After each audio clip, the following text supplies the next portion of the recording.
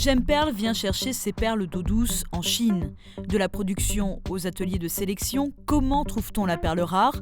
Quelles sont les différentes étapes de la vie d'une perle de culture? Réponse dans ce voyage au cœur des fermes perlières.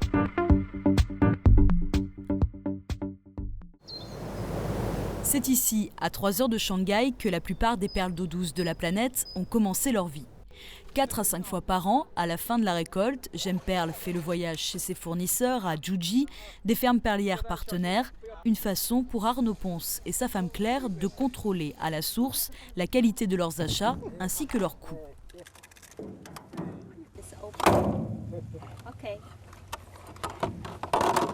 Donc là, ouverture de la moule. Et voilà. Alors les perles se trouvent sous le manteau. Il faut soulever le manteau pour voir les perles. D'ailleurs, elles sont là, regarde. Et là, on va essayer d'en sortir une. Une perle rosée, mais il en existe aussi des blanches et des lavandes. Tout dépend en fait de la couleur de la nacre à l'intérieur de la coquille.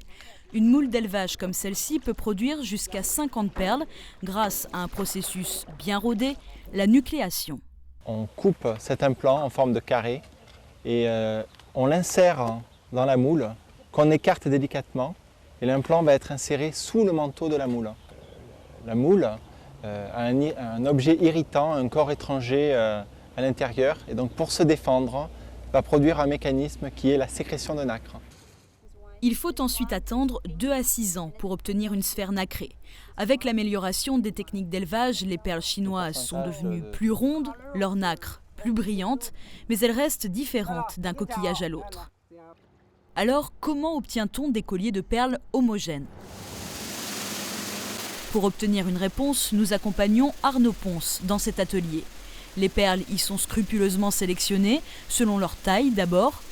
Ces tamis permettent de les trier par leur diamètre, du plus gros au plus petit. Elles sont propres, à mon avis, elles ont été nettoyées pour débarrasser les petites incrustations.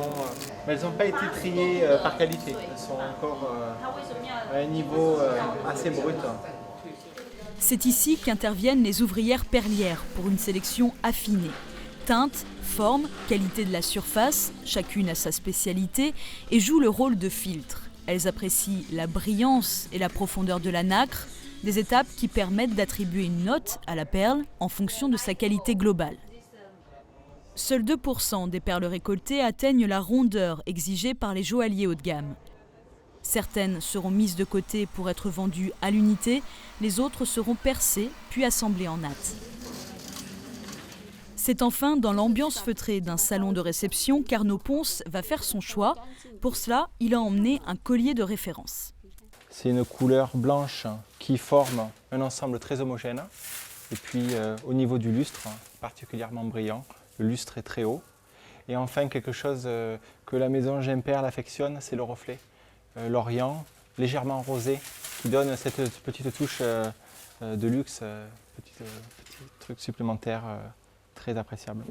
Voilà. À la recherche des perles parfaites, celles qui sont bien rondes, qui n'ont pas ou très peu d'imperfections. Gage de qualité, il faut apercevoir son reflet dans la sphère.